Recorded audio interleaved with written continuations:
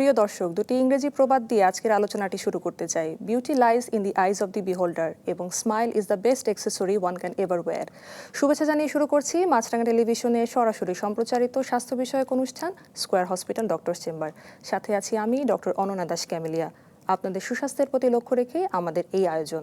এই অনুষ্ঠানে আজ প্রাপ্তবয়স্কদের অর্থোডন্টিক্স চিকিৎসা সম্পর্কে আলোচনার পাশাপাশি আপনাদের সরাসরি টেলিফোন এবং SMS এর জবাবে পরামর্শ দেবার চেষ্টা করব। প্রাপ্তবয়স্কদের অর্থোডন্টিক্স চিকিৎসা সম্পর্কে আলোচনা করতে এবং চিকিৎসা বিষয়ক পরামর্শ দিতে আজ আমাদের সঙ্গে আছেন স্কয়ার হসপিটালের ডেন্টাল সার্জারি ও অর্থোডন্টিক্স ডিপার্টমেন্টের কনসালটেন্ট অধ্যাপক doctor brigadier general Mohammad Liaquat Ali Haider. ধন্যবাদ স্যার আপনাকে অনুষ্ঠানে আসার জন্য। কেমন আছেন? আলহামদুলিল্লাহ আছি, আল্লাহর মধ্যে ভালো আছি। আপনি কেমন আছেন? জি স্যার, ভালো আছি। স্যার, আপনাকে স্বাগত জানাচ্ছি। প্রথমে আপনার কাছে একটু জানতে চাচ্ছি, অ্যাডাল্ট অর্থোডন্টিক্স বলতে আমরা কি বুঝি? অ্যাডাল্ট অর্থোডন্টিক্স বলতে আমরা বুঝি যে যাদের গ্রোথ স্পার্ট এসেনশিয়ালি কমপ্লিটেড হয়েছে, মানে আমরা তো জানি যে মেল বা ফিমেল একটা নির্দিষ্ট এজ পর্যন্ত বড় হয়, তাদের শারীরবৃত্তিক গঠন অন্যান্য সব যে চেঞ্জগুলি আছে একটা নির্দিষ্ট সময় পর্যন্ত চলে। তো লাস্ট যে আমরা অর্থোডন্টিক্সের যে বইটা পড়ি উইলিয়াম প্রফিটের অনুযায়ী যে 18 ফিমেলদের জন্য এটা কাট অফ এজ 18 আর মেলদের জন্য 20 to 21, কারণ মেলরা এরপরেও আরও গ্রোথটা থাকে আর কি। তো ওই এজের পরে যারা, তাদেরকে আমরা মানে অ্যাডাল্ট অর্থোডন্টিক্স বলি, তাদের চিকিৎসাটাকে অ্যাডাল্ট অর্থোডন্টিক্স বলি। আর এর আগে যারা তাদের তো অ্যাডোলেসেন্ট বা তার আগে আর্লি মিক্সড ডেন্টিশনের ট্রিটমেন্টটা হয়, এটা সব এজেই হয়। বাট এখন পৃথিবীর বিভিন্ন দেশেই অ্যাডাল্ট অর্থোডন্টিক্স, আমাদের দেশেও আমরা করছি, অ্যাডাল্ট অর্থোডন্টিক্স ট্রিটমেন্ট করছি। তো অ্যাডাল্ট অর্থোডন্টিক্সের আবার দুইটা গ্রুপ আছে, একটা হলো ইয়াঙ্গার অ্যাডাল্ট গ্রুপস আর একটা older adult groups. Younger adult মানে তরুণ, যদি বাংলায় বলি তরুণ প্রাপ্তবয়স্ক, আর ওল্ডার অ্যাডাল্টস গ্রুপ হলো বয়স্ক প্রাপ্তবয়স্ক যারা, তাদের। তরুণ প্রাপ্তবয়স্করা হলো 20, মানে কাট অফ এজের পর থেকে 35 পর্যন্ত, আপ টু 35 পর্যন্ত। আর 30, 40 and 50s and above হলো ওল্ডার অ্যাডাল্টস গ্রুপ। আচ্ছা স্যার, একটু জানতে চাই এই যে অ্যাডাল্ট অর্থোডন্টিক্স, এটার পিছনের ইতিহাসটা একটু যদি আমাদেরকে বলেন। অ্যাডাল্ট অর্থোডন্টিক্সের পিছনের ইতিহাস যদি বলি, এটা কিন্তু অনেক আগে থেকে, প্রায় 150 ইয়ার্স ব্যাক, মানে ফাদার অফ অর্থোডন্টিক্স, মানে আমি মডার্ন অর্থোডন্টিক্সের ফাদার আমরা যাকে বলি, এডওয়ার্ড এইচ অ্যাঙ্গেল, উনি নিজে একটা অর্থোডন্টিক একটা সময় উনি নিজে শুরু করলেন 1892 দিকে। উনি 1892তেই উনি অর্থোডন্টিস্ট হিসেবে নিজেকে দিলেন যে practice limited to orthodontics only. এবং এরপরে উনি একটা ফিমেল পেশেন্টের ট্রিটমেন্ট করলেন। Her age was 41। তো 41 এজে তারপরে তাকে উনি আসতেন আমেরিকারই একটা অনেক দূরের 400 মাইলসেরও বেশি দূর থেকে উনি লং ওয়ে ট্রাভেল করে ওনার কাছে ট্রিটমেন্টটা নিয়েছেন এবং একটা কমপ্লিট ট্রিটমেন্ট হয়েছে। সেই সময়ের মডেলও এখনও আছে আর কি, প্রিজার্ভ করা আছে আর্কাইভে। সেই ইয়েতে আমরা দেখেছি যে ওই সময় থেকেই মানে যে অ্যাডাল্ট অর্থোডন্টিক্সের ইয়েটা শুরু হয়েছে। আচ্ছা স্যার, একটু জানতে চাই যে আপনি অ্যাডাল্ট অর্থোডন্টিক্স বলছেন, চাইল্ড বা অ্যাডোলেসেন্ট বলছেন। স্যার, একটু জানতে চাই যে আমাদের বাংলাদেশের প্রেক্ষাপটে এটার রেশিওটা কীরকম, মেল ফিমেল রেশিও যদি বলি? বাংলাদেশের প্রেক্ষাপটে রেশিও যদি চিন্তা করতে যাই আমরা, আসলে male align to male female সবারই আছে, বাট বাংলাদেশের ফিমেলরা একটু বেশি সচেতন। বাবা মারা নিয়ে আসে যে আমার মেয়েটাকে একটু করে দেন, মেয়ে মানুষ তো আবার সামনে যেতে হবে অনেক কিছু। তখন আমরা বলি যে মেয়ে মানুষ বলে কোনো কিছুই নেই, খারাপ মানে দাঁতের মেল অ্যালাইন থাকলে সেটা মেয়ে ছেলে সবারটাই ট্রিটমেন্ট করতে হবে, কারণ ম্যালালাইন টুথ বিভিন্ন রকমের সমস্যা দেখা দেয়। সেই জন্য এই রেশিওটা এক্স্যাক্টলি বলা যাবে না, বাট আমাদের এখানে ফিমেল পেশেন্টের সংখ্যা বেশি, সেটা বলা যাচ্ছে। আচ্ছা, একটু স্যার জানতে চাই যে এই যে অর্থোডন্টিক্স ট্রিটমেন্ট এখন, মানে এটা নিয়ে তো খুব কথা হচ্ছে, এটার এত ইম্পর্টেন্স এই সময় এসে কেন বাড়লো? এত ইম্পর্টেন্স এই সময় এসে বাড়লো, এখন মানুষ স্বাস্থ্য সম্পর্কে বেশ সচেতন। মানুষ যে কোনো কিছুতেই সহজেই একটা সার্চ দিয়ে তার প্রবলেমটা সম্বন্ধে জানতে পারে। হয়তো একজনের একটা গাম ব্লিডিং হচ্ছে, সে একটা সার্চ দিল what are the causes of gum ব্লিডিংয়ের কজ জানতে পারলো যে ম্যাল অ্যালাইন টুথ বা ইরেগুলারিটিস অফ টিথ আছে। ওই ক্ষেত্রে তখন সে কী করে, তখন কী কারণে হতে পারে তার যে তখন সে নিজেকে প্রেজেন্ট করে, যে তখন সে নিজেকে নিয়ে ডক্টরের কাছে চলে যায়। আর এখন মানুষের একটু ক্যাপাবিলিটিসও বেড়েছে, সবাই বিভিন্ন ক্ষেত্রে মানে হেলথ রিলেটেড ইনভেস্টমেন্টটা অনেক বেশি। সবাই চায় যে আমি একটু আমার সেলফ এস্টিম, সেলফ রেসপেক্ট বা কনফিডেন্সটা আরও বাড়ুক, আমি যে কোনো জায়গায় একটু মানে ফেস দি ওয়ার্ল্ড, আমি so that someone can face the world. আজকাল আমরা আমাদের স্টুডেন্টরা অনেকেই বাইরে পড়তে যাচ্ছে, আমেরিকা যাচ্ছে, গ্র্যাজুয়েশন লেভেলেই চলে যাচ্ছে, এবং স্কুল লেভেলেও অনেককে দেখেছে চলে যাচ্ছে বাইরের পৃথিবীতে। জি। তো ওদের সাথে তাল মিলানোর জন্য তারা নিজেদের হেলথ কনসিয়াস হচ্ছে, আবার একটু কনফিডেন্ট হওয়ার জন্য যা যা দরকার সব কিছুই মানে এটা বুস্টার হিসেবে কাজ করছে। জি। আচ্ছা স্যার, একটু জানতে চাই, আপনি ম্যাল অক্লুশন অফ দ্য টিথের কথা বলছিলেন, এটার একটু প্যাথোফিজিওলজিটা যদি আমাদেরকে বলেন যে কেন হচ্ছে।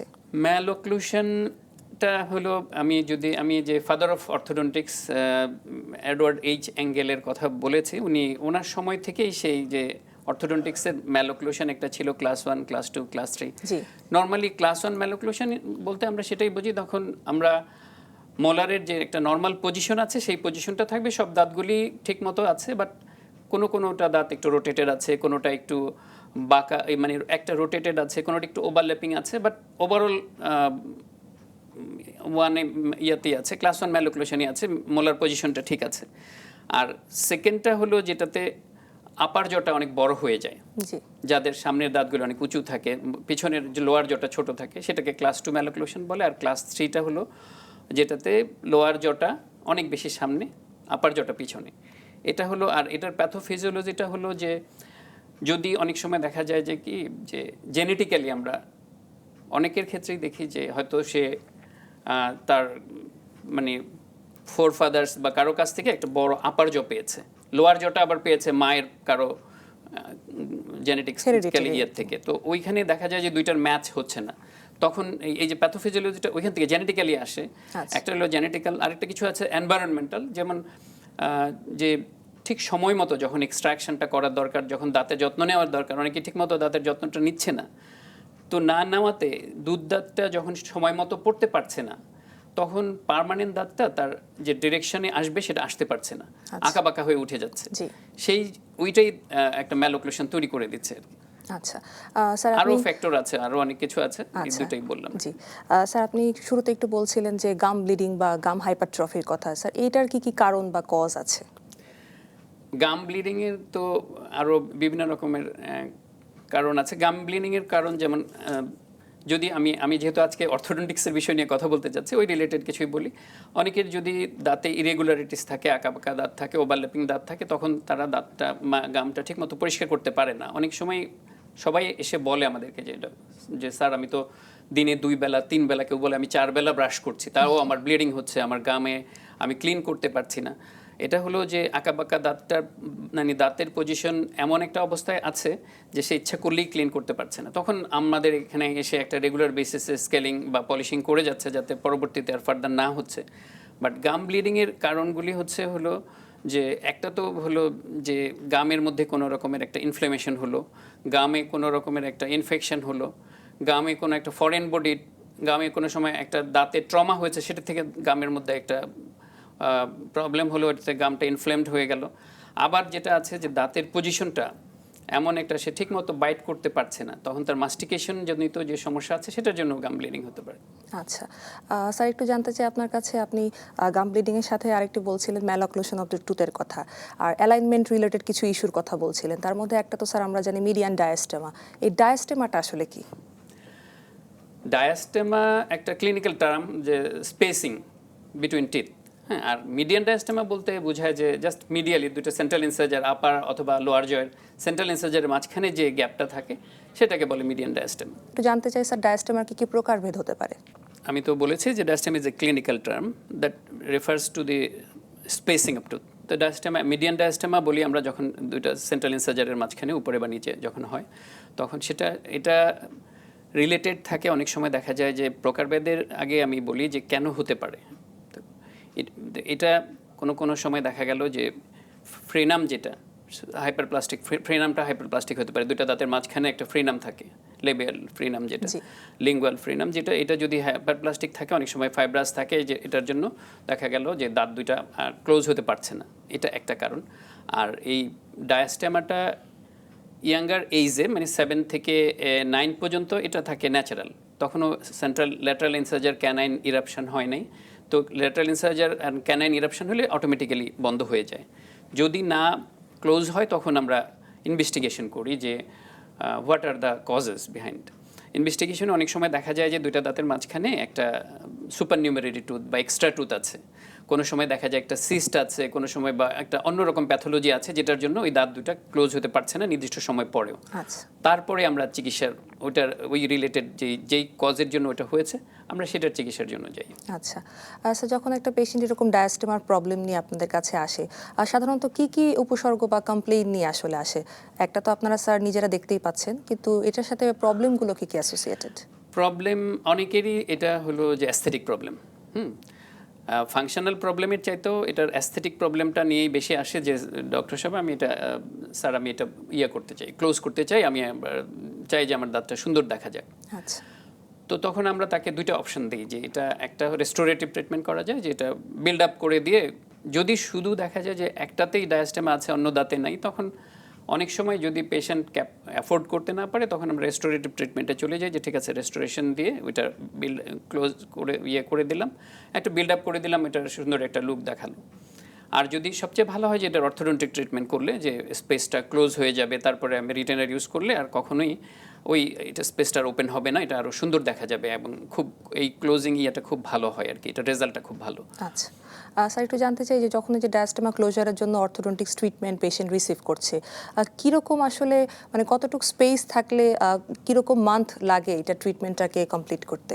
নর্মালি আমরা অর্থোডন্টিক ট্রিটমেন্টে আমরা এত মানে এটা তো নর্মালি ফিজিওলজিক্যাল মুভমেন্ট হয় বডির এই টুথের, তো আমরা 1 মিলিমিটার পার মান্থ, তো সেই ক্ষেত্রে যদি 4 মিলিমিটার থাকে 4 মান্থস, 4 to 6 মান্থস, আর ওটা ক্লোজ করার পরেও কিছুদিন প্যাসিভ রাখতে হয় যাতে ওই পজিশনে, কারণ ওইটাতে আমরা যখন নাকি ক্লোজ করলাম দুইটাকে পাশাপাশি আনলাম তখন ওটার সাপোর্টিং স্ট্রাকচার যেগুলি, যে পেরিওডন্টাল মেমব্রেন, যেগুলি পেরিওডন্টাল মেমব্রেনগুলি আবার স্ট্রেস থাকে, তো এটাকে কিছুদিন ওই প্যাসিভ অবস্থায় না রাখলে তাহলে দেখা গেল যে আমি যদি সাথে সাথে আবার ছেড়ে দিলাম আবার আগের জায়গায় চলে যেতে পারে, তো সেই জন্য এটাকে কিছুদিন প্যাসিভ অবস্থায় রাখতে হবে, তারপরে আবার ফিক্সড রিটেনার ইউজ করতে হবে, এবং আর একটা জিনজাবেল সুপ্রাজিনজাবেল ক্রেস্টমি আছে, ওটা জিনজাবাগুলি সাপোর্টিং স্ট্রাকচারগুলি একটা ইনসাইজড করে দিতে হয় যাতে ওই ট্রিটমেন্টটার আমরা যে বেনিফিটটা সেটা যাতে ধরে রাখতে পারি। আচ্ছা স্যার, আমরা আরও বিস্তারিত আলোচনা করব। একজন দর্শক একটু কানেক্টেড হতে চাচ্ছেন, আমরা একটু কলটি রিসিভ করে আসি।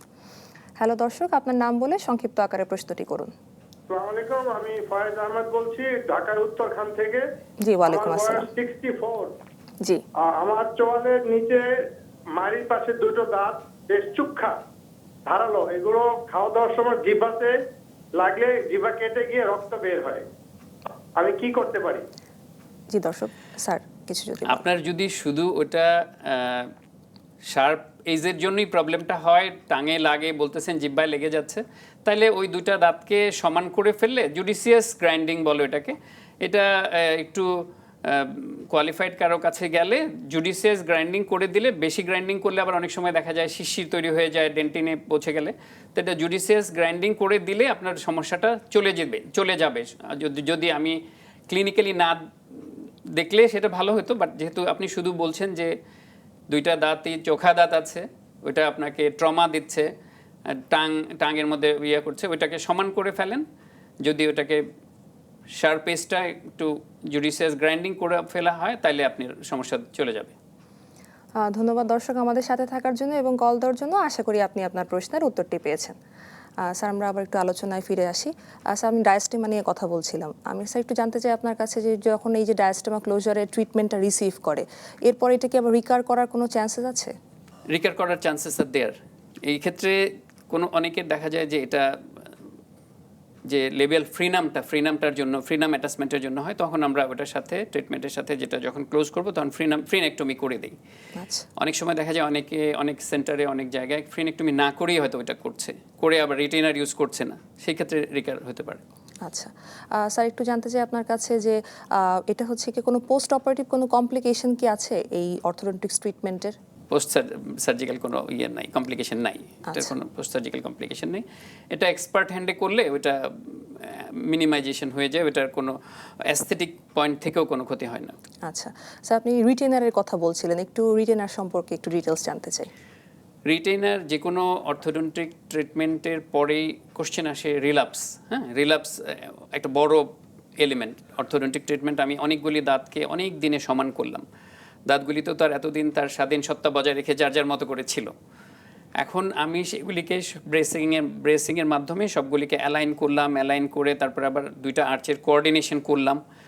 করার পরে যেটা দরকার হয় সেটা হলো যাতে রিল্যাপস না হয় সেই জন্য রিটেইনার ইউজ করা, সেটা ফিক্সড রিটেইনার, রিমুভেবল রিটেইনার। আমরা এক একটা ইয়ের জন্য এক একটা প্রোটোকল আছে। তো ওই রিটেইনারটা ঠিকমতো ইউজ না করলে একটা গ্রোয়িং এজের কারো যদি করা হয় সেটা আপ টু যতক্ষণ পর্যন্ত গ্রোথটা হবে ততক্ষণ পর্যন্ত তাকে রিটেইনার ইউজ করতে হবে। ইভেন তারপরেও আমরা বলি যে তারপরে অল্টারনেট ডেতে ইউজ করেন, তারপরে হয়তো কিছুদিন পর পর ইউজ করেন। তারপরেও আবার বলি যে যদি দরকার হয় আপনি আবার এসে চেম্বারে একটু কিছুদিন 3 মাস পর 6 মাস পর একটা ফলো আপের জন্য আসতে হয়। আচ্ছা স্যার, আপনার কাছে আমি একটু জানতে চাই স্যার, আপনি ডেন্টাল টুথ সেনসিটিভিটির কথা একটু বলছিলেন, এটা সম্পর্কে যদি একটু বলেন। সেনসিটিভিটি তো হলো যে আমরা নর্মালি জানি যে একটা দাঁতের টুথ স্ট্রাকচারের মধ্যে অ্যানামেলটা প্রথমে থাকে, তারপরে ডেন্টিন, তারপরে পাল্প। তো অ্যানামেলটা কোনো কারণে ক্ষতিগ্রস্ত হয়ে যদি ডেন্টিন টাচ করে, ডেন্টিনের মধ্যে যে ডেন্টিনাল টিউবুলসগুলি আছে, টিউবুলসের থ্রুতে একটা সেন্সিটিভিটি ক্রিয়েট হয়, সেন্সেশন ক্রিয়েট হয়।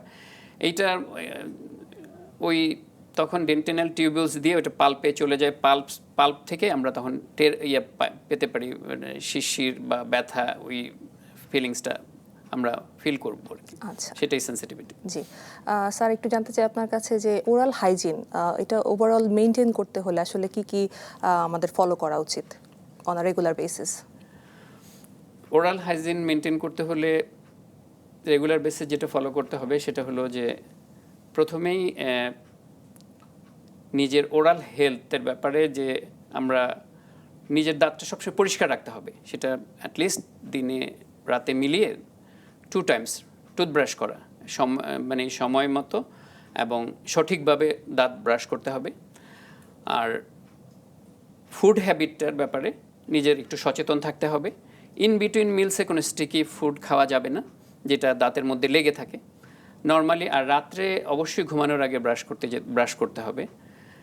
যেই মানে সারা রাত মুখের মধ্যে যদি খাবারটা লেগে থাকে ওইখানে ব্যাকটেরিয়াল ফার্মেন্টেশন, কলোনাইজেশন সব কিছুই হয়ে যায়। সুতরাং রাত্রে আমি যদি ব্রাশ করে ঘুমাই, রাত্রে আর ওইখানে আর ব্যাকটেরিয়ার আর কোনো ক্ষতি করতে পারে না আমার দাঁতের। এটা হলো 1 নাম্বার, ব্রাশ করা। তারপরে কিছু কিছু দাঁতের মাঝখানে খাবার ঢুকে যায় সেটা ফ্লসিং করা। পরবর্তীতে আরেকটা জিনিস হলো যে প্রতি বছর একবার একজন ডেন্টিস্টকে ভিজিট করানো, একজন ডেন্টিস্টের সাথে দেখা করা, যে আমি জাস্ট চেক আপ, কিছু অসুবিধা না হলেও শুধু চেক আপ করতে চাই যে what are the condition of my oral health. আর কারণ ওরাল হেলথের সাথে this is the gateway of our body, হ্যাঁ, মানে মুখের মাধ্যমেই তো সব কিছু খাবারটা যাচ্ছে, স্টমাকে যাচ্ছে। সুতরাং এটার হেলথটা যদি ভালো থাকে সব জায়গার হেলথ ভালো থাকবে আর কি। আচ্ছা স্যার, আপনি তো একটু ওই যে বললেন যে বছরে একবার আসলে রুটিন ফলো আপের জন্য একটা ডেন্টিস্টকে ভিজিট করা উচিত। এখানে স্যার আমি একটু জানতে চাই আপনার কাছে যে স্কেলিং বা পলিশিং, এইটার রোলটা কি ওরাল হাইজিনের সাথে? স্কেলিং বা পলিশিংয়ের রোলটা হলো যে স্কেলিং বলতে আমরা তখনই করি যখন দেখা গেল যে ওখানে অনেক ক্যালকুলাস ডিপোজিশন হয়ে গেছে। অনেকেই তো ঠিকমতো বলে যে নিজেই আমি দাঁত ব্রাশ করছি 2বার 3বার, বাট দাঁত পরিষ্কার হচ্ছে না, দাঁতে অনেক ক্যালকুলাস জমে যাচ্ছে প্রতিদিনই। প্রথমে এটাকে বলে টার্টার, মানে জাস্ট একটা মাইক্রোফিল্ম, তারপর ওটার উপর একটা জমতে জমতে পরে যখন এটা মানে হার্ড হয়ে গেল সবাই মনে করে যে এটা পাথর জমেছে। দিস ইজ নট পাথর বলে কিছু নাই, এটা একটা লিভিং এন্টিটি। হ্যাঁ, এটা ব্যাকটেরিয়াল ফার্মেন্টেশন, কলোনাইজেশনের মাধ্যমে হয়েছে। ওটা হলে রেগুলার ওটা জমতে জমতে দাঁতের যে গামটা যেখানে থাকার কথা নিচে চলে যায়। নিচে চলে গেলে দাঁতের যেটা ক্ষতিটা হয় সেটা হলো দাঁতের সাপোর্টটা থাকে না, তখন দাঁতটা নড়ে যায় এক সময়, এবং ওইটার সিকুয়েলি হলো যে কোনো সময় দেখা যাবে দাঁতটা পড়ে যাবে, মানে দাঁত আর রাখা যাচ্ছে না, পেরিওডন্টাইটিস হয়ে গেছে। তারপরে ওটার থেকে আরও খারাপ কিছু হয়ে যায়, পালপাইটিস হয় অনেকের, এন্ডোপেরিওলেশন হয়ে যায়। আচ্ছা স্যার, আমরা একটু বিস্তারিত আলোচনা করবো। একজন দর্শক একটু কানেক্টেড হতে যাচ্ছেন, আমরা কলটি রিসিভ করে আসি। হ্যালো দর্শক, আপনার নাম বলে সংক্ষিপ্ত আকারে প্রশ্নটি করুন। আসসালামু আলাইকুম, আমি মাহমুদ হাসান বগুড়া থেকে বলছি। জি স্যারকে ধন্যবাদ স্যারের মূল্যবান অনুষ্ঠানের জন্য। আমার পরিচিত একজন পেশেন্টের রুট ক্যানেল ট্রিটমেন্ট করা আছে, তার অন্য দাঁতেও কিছু সমস্যা আছে, একটু আঁকা বাঁকা। এখন সেক্ষেত্রে তার কি অর্থোডন্টিক ট্রিটমেন্টটা আগে করতে হবে না পোস্টোডন্টিক ট্রিটমেন্টটা আগে করতে হবে, এই ব্যাপারে স্যারের একটু মূল্যবান পরামর্শ পাচ্ছিলাম। আপনি রুট ক্যানেল ট্রিটমেন্টের কথা যেটা বলেছেন, thank you for the question. আপনি রুট ক্যানেল ট্রিটমেন্টের কথা যেটা বলেছেন, রুট ক্যানেল হলো এন্ডোডন্টিক ট্রিটমেন্ট, হ্যাঁ। আর আঁকাবাঁকা দাঁতের যেটা সেটা হলো অর্থোডন্টিক ট্রিটমেন্ট। এখানে প্রোস্থোডন্টিক্সের কোনটার কথা বলেছেন আমি ঠিক বুঝতে পারছি না। তো রুট ক্যানেল করা দাঁতেও অর্থোডন্টিক ট্রিটমেন্ট করা সম্ভব। ওই দাঁতটাতে যেই দাঁতটা রুট ক্যানেল করছে সেটা যদি অর্থোডন্টিক ট্রিটমেন্টের ওই যেই অংশটায় অর্থোডন্টিক ট্রিটমেন্ট করা হবে সেইখানের একটা অংশ হয়ে থাকে, তাহলে আগে রুট ক্যানেল ট্রিটমেন্টটা কমপ্লিট করে তারপরে অর্থোডন্টিক ট্রিটমেন্টটা কমপ্লিট করবেন। দর্শক, আপনি আপনার প্রবলেমটি আর একটু ডিটেলস আমাদের সাথে শেয়ার করতে পারেন। পেশেন্টের অলরেডি রুট ক্যানাল ট্রিটমেন্ট করা আছে, at the same time mild align problem আছে তার। সেই ক্ষেত্রে কি আমরা আগে কি রুট ক্যানেলে যাব নাকি করে ক্যাপ করব নাকি অর্থোডন্টিক ট্রিটমেন্টটা আগে করব? আমার প্রশ্নটা এটা ছিল। আপনি ঠিক আছে, আপনি চাচ্ছেন আপনি ক্যাপ করে, আপনি যদি দাঁতের কন্ডিশনটা, তো এখন একটা জিনিস হলো কি যে আমি যেটা দেখেছি অনেক জায়গাতেই অনেক সেন্টারেই রুট ক্যানেল করতে গেলেই বলে যে ক্যাপ করতে হবে, বাট সব দাঁতেই যে ক্যাপ করতে হবে এই ধারণাটা ভুল। আপনি যদি রুট ক্যানেল করতে টুথ স্ট্রাকচার অল্প মাত্রায় খরচ হয়, যারা এক্সপার্ট যারা কোয়ালিফাইড অল্প মাত্রায় খরচ করে রুট ক্যানেল ট্রিটমেন্ট করতে পারে, তাহলে ক্রাউন করতে হয় না। তো সেই ক্ষেত্রে আমি তো বুঝতে পারছি না যে আপনার দাঁতটা কতটুকু ক্ষতিগ্রস্ত হয়েছে। যদি দাঁত বেশি ক্ষতিগ্রস্ত হয়ে থাকে তাহলে ক্রাউন করে তারপরে অর্থোডন্টিক ট্রিটমেন্ট করতে যান। আর যদি দাঁতের ক্ষতি কম হয়ে থাকে, যে অল্প কিছু করেই রুট ক্যানেল কমপ্লিট করেছে, তাহলে আপনি সরাসরি অর্থোডন্টিস্টের কাছে চলে যেতে পারেন অর্থোডন্টিক ট্রিটমেন্টের জন্য। আলোচনা অনুষ্ঠানের শুরুতে স্যার আপনি বলছিলেন যে একটা অ্যাডাল্ট গ্রুপটাকে আমরা আবার দুই ভাগে ভাগ করতে পারি, একটা হচ্ছে ইয়াঙ্গার অ্যাডাল্ট আর একটা হচ্ছে ওল্ডার অ্যাডাল্ট। এটা সম্পর্কে স্যার একটু বিস্তারিত যদি আমাদেরকে বলেন। ইয়াঙ্গার অ্যাডাল্ট বলতে আমি ওই গ্রুপটাকে নিয়েছি। ওই গ্রুপটাকে কনসিডার করা হয় যাদের বয়স আপ টু 35, আর ওল্ডার অ্যাডাল্ট হলো 40s 50s অ্যান্ড অ্যাবাভ। তো আপ টু 35 পর্যন্ত যেটা হয়, ওই গ্রুপটাতে আছে যারা একটা নির্দিষ্ট সময়ে তাদের অর্থোডন্টিক ট্রিটমেন্টটা কমপ্লিট করতে পারেনি ফিনান্সিয়াল ইনভলভমেন্টের জন্য, অথবা তখনকার যে তার যে কোয়ালিফাইড কোনো অর্থোডন্টিস্ট পায়নি, অথবা তার তখন ইচ্ছাময় হয়নি, যে মানে বুঝতে পারেনি যে এটা ট্রিটমেন্ট দরকার। এখন হয়তো সে তার যেখানে জব করছে বা তার যে ফ্রেন্ড আছে বা বিভিন্ন কিছু যাদেরকে ফেস করছে, ওখানে গিয়ে সে বুঝতে পারছে যে এখানে এটা তার জন্য সেলফ কনফিডেন্সের জন্য অনেক জরুরি। অথবা একটা গ্রুপ আছে যারা ইয়াঙ্গার এজে ট্রিটমেন্ট করিয়েছিল কিন্তু এখন রিল্যাপস হয়ে গেছে, পুরো ট্রিটমেন্টটা রিল্যাপস হয়েছে কারণ সে রিটেনার ইউজ করেনি, অথবা যেখানে ট্রিটমেন্টটা নিয়েছিল সেখান থেকে তাকে ইনস্ট্রাকশনটা ঠিক মতো দেওয়া হয়নি যে রিল্যাপসটা প্রিভেন্ট করার জন্য রিটেনার ইউজ করতে হবে। তো সেই ধরনের এই দুইটা, এবং ওই গ্রুপটা যেটা চায় যে তাদের ফুল মানে কম্প্রিহেন্সিভ অর্থোডন্টিক ট্রিটমেন্ট, যেটা বলে যে একটা টিনেজকে আমরা যেরকমটা করেছি সেটা, বাট এখানে পার্থক্যটা হলো যে টিনেজে যে গ্রোথ স্পার্টটা কাজে লাগানো যায়, আমি ট্রিটমেন্টের সময় গ্রোথ স্পার্টটা কাজে লাগাতে পারি, এখানে তো গ্রোথটা সিজ হয়ে গেছে। তো এইখানে যেটা করা হয়, সেখানে যদি জটা অনেক বড় হয়ে যায় তখন আমাদেরকে ক্যামোফ্লেজ ট্রিটমেন্টে যেতে হয়, অথবা অর্থোগনেটিক সার্জারিতে যেতে হয়। জটাকে ছোট করে কেটে জটাকে সার্জারি করে তারপরে তার ট্রিটমেন্ট ইয়াতে আমরা যেতে পারি এই ধরনের ক্ষেত্রে। এটা হলো ইয়াঙ্গার অ্যাডাল্ট গ্রুপ। আর ওল্ডার অ্যাডাল্ট গ্রুপ যেটা প্রাপ্তবয়স্ক যাদেরকে বলা হয়, তাদের যেটা ট্রিটমেন্ট হয় সেটা যদি মানে সেটা তারা অনেকেই এর মধ্যে অনেকেই আছে যে ওই এজে এসে তার হঠাৎ হলো মনে হলো যে আমি এই পুরো ট্রিটমেন্টটা করাবো। তখন আমরা যেটা কনসিডার করি সেটা হলো যে আমি কিন্তু আমার নিজের আছে যে 51 বা তারও বেশি বয়সেরদেরও অনেকে ট্রিটমেন্ট করেছে, আলহামদুলিল্লাহ সাকসেসফুল হয়েছে। তো ওইখানে যেটা হয়, আমরা তখন সবার আগে যেটা করি যে তার ইনভেস্টিগেশন করে পেরিওডন্টাল কন্ডিশনটা কেমন সেটা দেখি, দাঁতের যে দাঁতগুলি আমি মুভমেন্ট করব এখানে বোন লস আছে কিনা সেটা দেখি।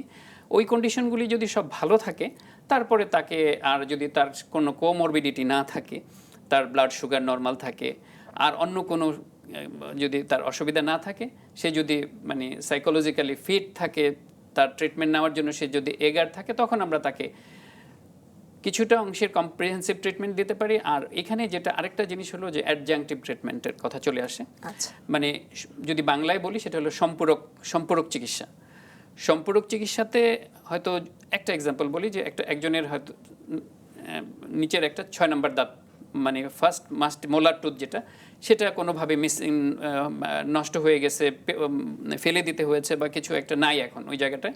তো ওইটা যদি কোনো সময় দেখা যায় কি যে ওটা হলে 7 নাম্বার দাঁতটা একটু ড্রিফট করে সামনে চলে আসে, 5 নাম্বারটা একটু পিছনে চলে যায়, এমন একটা অবস্থা তৈরি হয় যে ওইখানে ওই জায়গাটায় না সে কোনো ডেঞ্চার পড়তে পারছে, না কোনো ইমপ্লান্ট করতে পারছে। তো এখন যেটা করে আমরা যেটা অর্থোডন্টিস্টরা যেটা হেল্প করতে পারি ওই দুইটা দাঁতকে আপরাইট করা, আমাদের ভাষায় যেটাকে বলি, মানে সোজা করে দিতে পারি যাতে ওইখানে একটা ইমপ্লান্ট বসাতে পারে অথবা একটা ডেঞ্চার বসাতে পারে। আর যদি কোনো কোনো ক্ষেত্রে দেখি যে কন্ডিশন ফেভারেবল, তখন আমরা ওই স্পেসটাকে ইভেন ক্লোজও করে দিতে পারি, যে মানে অর্থোডন্টিক ট্রিটমেন্টের মাধ্যমে স্পেসটা ক্লোজ করে দিতে পারি যাতে সে সুন্দর আরেকটা অক্লুশন তৈরি হলো আর কি। আচ্ছা। এটা বড়দের ক্ষেত্রে বলতেছি। এটা হলো একটা। 2 নম্বরটা হলো যে অনেকের দেখা যায় যে গামের কন্ডিশন খারাপ, সে ক্লিন করতে পারছে না, ব্লিডিং হচ্ছে, তারপরে সে ঠিকমতো বাইট করতে পারছে না, বা টিএম জয়েন্টের সমস্যা হচ্ছে। ওই ট্রিটমেন্টগুলি করার জন্য যেই অর্থোডন্টিক ট্রিটমেন্টটা দরকার আমরা সেই ট্রিটমেন্টটা করে দিই। এটা হলো লার্জার অন্যান্য বড় ট্রিটমেন্টের সাথে মাল্টিডিসিপ্লিনারি অ্যাপ্রোচ বড়দের জন্য, ওল্ডার এজ গ্রুপের জন্য। জি, আমরা বিস্তারিত স্যার আর একটু আলোচনা করবো। একজন দর্শক একটু কানেক্টেড হতে যাচ্ছেন, আমরা কলটি রিসিভ করে আসি। হ্যালো দর্শক, আপনার নাম বলে সংক্ষিপ্ত আকারে প্রশ্নটি করুন। হ্যালো, আসসালামু আলাইকুম। ওয়ালাইকুম আসসালাম। জি দর্শক, আমরা শুনছি, আপনি বলুন। জি, আমরা শুনছি, আপনি বলুন। আমার মেয়ের বয়স 10 বছর। জি। আমার মেয়ের কয়েকটা দাঁত ভাঙার পরে দাঁতগুলো আঁকা বাঁকা উঠছে, এটার একটু কি পরামর্শ দিলে আমার জন্য ভালো হয়? স্যার। থ্যাংক ইউ দর্শক আপনার কোশ্চেনের জন্য। আপনার মেয়ের বয়স 10 বছর, যেহেতু ওর যেই দাঁতগুলি এখন আছে ও হলো আর্লি মিক্স ডেন্টিশনে, কারণ ওর এখনও সবগুলি পার্মানেন্ট দাঁত আসে নাই হয়তোবা। তারপরেও আমরা ক্লিনিক্যালি দেখলে বুঝতে পারবো। ওকে যেটা করতে হবে সেটা হলো যে ওর প্রথমে একটা অর্থোপেন্টোমোগ্রাম, একটা এক্স রে করতে হয়। ওই এক্স রেতে আমি দেখতে পারবো যে ওর পার্মানেন্ট দাঁতগুলি, দুধ দাঁত আর পার্মানেন্ট দাঁতের কী অবস্থা, বর্তমান কী অবস্থান আছে। এই ক্ষেত্রে যদি দেখা যায় যে এখন কোনো ফাংশনাল প্রবলেম হচ্ছে, ফাংশনাল প্রবলেম মানে যদি বলতে বুঝাই যে একটা তো হলো এস্থেটিক প্রবলেম, যে দেখতে অসুবিধা হচ্ছে শুধু সেটাই সমস্যা, আরেকটা হলো ফাংশনাল প্রবলেম, যে খেতে সমস্যা হচ্ছে বা বাইট করতে সমস্যা হচ্ছে বা কামড় দিতে গেলে অনেক সময় ঠোঁট কেটে যাচ্ছে, জিহ্বা কেটে যাচ্ছে, ওরকম, ওটাকে বলে ফাংশনাল প্রবলেম। তো ওই ফাংশনাল প্রবলেমটা রিমুভ করার জন্য যেটা দরকার সেক্ষেত্রে আমরা কোনো একটা অর্থোডন্টিক ট্রিটমেন্ট করি। আর যদি দেখা যায় যে না, ওর শুধু অ্যাস্থেটিক প্রবলেম আছে, বাকি দাঁতগুলির অবস্থা, এখন ওকে যেটা করতে হবে যে অন্যান্য যে দাঁতগুলি ক্যারিয়াস আছে বা কোনো রকমে ইনফেক্টেড আছে সেগুলির চিকিৎসা আগে ঠিকমতো করে তাকে অর্থোডন্টিক ট্রিটমেন্টের জন্য প্রিপেয়ার করতে হবে। তো স্যার জানতে চাই যে আপনার প্র্যাকটিস ক্যারিয়ারে তো স্যার এরকম অনেক পেশেন্ট পাচ্ছেন আপনি, যারা হচ্ছে অ্যাডাল্ট অর্থোডন্টিক্স অ্যাভেল করছে, তো স্যার এদের কনসিকোয়েন্স বা আউটকামটা আপনি কীরকম পাচ্ছেন? অ্যাডাল্ট আমি যেই গ্রুপে বললাম, ইয়াঙ্গার অ্যাডাল্টস গ্রুপের কনসিকোয়েন্স বেশ ভালো মানের। ওদের সংখ্যাও অনেক বেশি, অনেককেই চিকিৎসা করেছে, 20-এর 24-এর, অনেক 30-এর 35-এর অনেককেই চিকিৎসা করেছে। অনেকেরই যারা ইভেন রুট ক্যানেল ট্রিটমেন্ট করাও আছে দাঁতে, তাদেরকেও চিকিৎসা করেছে। তাদের দাঁতের মুভমেন্ট ইয়েটি বেশ ভালো কিছু। ইনফ্যাক্ট এই বয়সী যারা আসে তারা খুব কমপ্লায়েন্ট হয়, তারা মানে সব কিছু যেটা যেটা বলি আমরা সেটার সাথে সব কিছু তারা কমপ্লাই করে। যেটা বাচ্চাদের ক্ষেত্রে তো বাচ্চাদেরকে যখন বাপমা নিয়ে আসে তখন বাপমার ইচ্ছায় বাচ্চাদের চিকিৎসাটা হয়, আর এই অ্যাডাল্ট গ্রুপের নিজের ইচ্ছায় চিকিৎসাতে আসে, তো তারা সব কিছু কমপ্লাই করে আমরা যেটা যেটা বলি। আর তারা আসার আগে সব কিছু নিজেরা হিসাব নিকাশ করে আসে যে আমার এই ট্রিটমেন্টটা দরকার, এটা হলে আমার এই উপকারটা হবে। তো এই ক্ষেত্রে আমি যদি বেশি ওল্ডার ইয়াঙ্গার অ্যাডাল্ট গ্রুপের কথা যেগুলি বললাম, যে তাদের প্রত্যেকেরই খুবই ভালো আউটকাম। আর ওল্ডার এজের কথা যদি বলি, 51-এরও সিনিয়র, আমার নিজের সিনিয়রই একজনকে আমি ট্রিটমেন্ট করেছি। আবার 40, 42, 42 ওই বয়সীদেরও অনেকেরই চিকিৎসা করেছি এবং তাদের আউটকাম বেশ ভালো।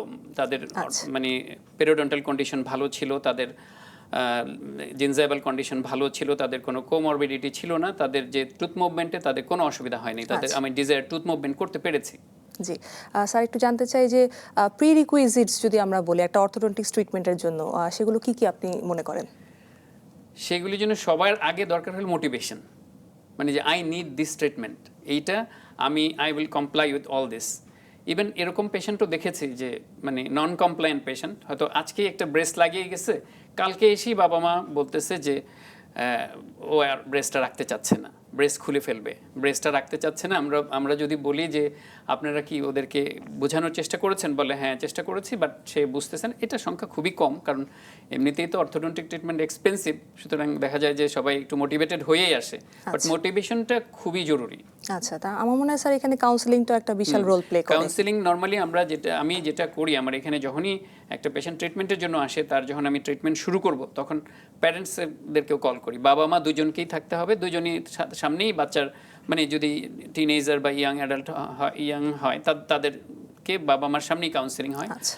আর অন্য যারা বয়স্ক যারা আসে তাদের তো নিজেরাই কাউন্সেলিংয়ের জন্য যথেষ্ট নিজেরাই সব কিছু মেনটেন করতে পারে। আচ্ছা স্যার, বিভিন্ন সেক্টরের বা বিভিন্ন অকুপেশনের পেশেন্টরা তো আপনার কাছে আসে, আপনি ডিল করছেন অন রেগুলার বেসিস। একটু জানতে চাই অকুপেশনালের সাথে এই অর্থোডন্টিক্স ট্রিটমেন্টের রোল বা কম্বিনেশন পারমুটেশন যদি একটু জানতে চাই। অকুপেশনাল ইয়ার সাথে রোলটা হলো যে হয়তো একটা এই যে এতক্ষণ ধরে আপনি মিডিয়ান ডায়াস্টেমের কথা বললেন, আমি যে 51 ইয়ারের যে একজন অফিসারের ট্রিটমেন্ট করেছে, অনেক সিনিয়র অফিসারই, তো তার মিডিয়ান ডায়াস্টেমা ছিল, ক্রস বাইট ছিল, তো দুইটা জিনিসই তাকে একটু মানে নিজের কাছে নিজেকেই একটু যখন দেখতেছিল যে অন্যরা চিকিৎসা করছে করছে, তখন সে বুঝতে পারলো যে এটার চিকিৎসাটা সম্ভব। তখন সে তখন মনে হচ্ছিল যে না, আমার দাঁতটা যদি এই স্পেসটা গ্যাপটা না থাকতো বা আমার এই ক্রস বাইটটা না থাকতো, একটা দাঁত ক্রস বাইট মানে হলো সামনের দাঁতটা ভেতরে নিচের দাঁতের পিছনে ঢুকে আছে, তো ওই ক্ষেত্রে হয়তো আমি আরও বেশি কনফিডেন্স হতাম, আমার অ্যাস্থেটিক্যালি আমি আরও বেশি স্মার্ট হতাম, আমার যে কোনো কিছুতে আমি আরও সুন্দর করে সবাইকে ফেস করতে পারতাম। এইটা হলো মানে এই ড্রাইভটা তাকে নিয়ে যায়। স্যার, আপনার কথা থেকে একটি গুরুত্বপূর্ণ সারাংশ আমি পেলাম, সেটা হচ্ছে বেটার লেট দ্যান নেভার, যে কোনো সময় আসলে ট্রিটমেন্ট নেওয়া যায়, সেলফ মোটিভেশনটা এখানে ইম্পর্টেন্ট। স্যার, আপনি একটু বলছিলেন ওপিজির কথা, এটা সম্পর্কে একটু যদি বলেন। ওপিজি মিনস অর্থোপেন্টোমোগ্রাম, এটা এখন একটা এসেনশিয়াল নিড হয়ে গেছে ইনভেস্টিগেশনের জন্য অর্থোডন্টিক পেশেন্টের। কারণ ওই একটা ওপিজিতেই আমি পুরোপুরি একটা পেশেন্টের যতগুলি দাঁত মুখে প্রেজেন্ট আছে, 28 থেকে 32 পর্যন্ত, কারো 33ও আছে, একটু এক্সট্রা দাঁত আছে, 34-5ও হয়, মানে আমি সবগুলি দাঁত দেখতে পারি। ওইখানে টিএম জয়েন্টটা দেখা যায়, ওইখানে সাইনাসের সাথে যে ম্যাক্সিলারি সাইনাসের সাথে দাঁতের রিলেশনটা সেটা দেখা যায়। অনেক সময় দেখা যায় যে কেউ হয়তো কোনো জায়গায় ট্রিটমেন্ট করতে গিয়ে এমন একটা ভুল জায়গায় গিয়েছে যে তার দাঁতটা এক্সট্রাকশন করতে গিয়ে ওইখানে একটা পুরোপুরি ম্যাক্সিলারি সাইনাসের সাথে একটা কমিউনিকেশন হয়ে গেছে। এই জিনিসগুলি যখন এসে পেশেন্ট কমপ্লেন করে, তখন আমরা ওই একটা ওপিজির মাধ্যমে সব কিছুর মানে ওইখানে তারপরে মানে ম্যাক্সিলা বা ম্যান্ডিবলের বডিতে কোনো প্যাথোলজি আছে কিনা, সিস্ট আছে কিনা, কোনো দাঁতের গোড়ায় অ্যাপিক্যাল লেশন আছে কিনা দাঁতের রুটে, সেই জিনিসটা প্লাস দাঁতের কন্ডিশনটা কি।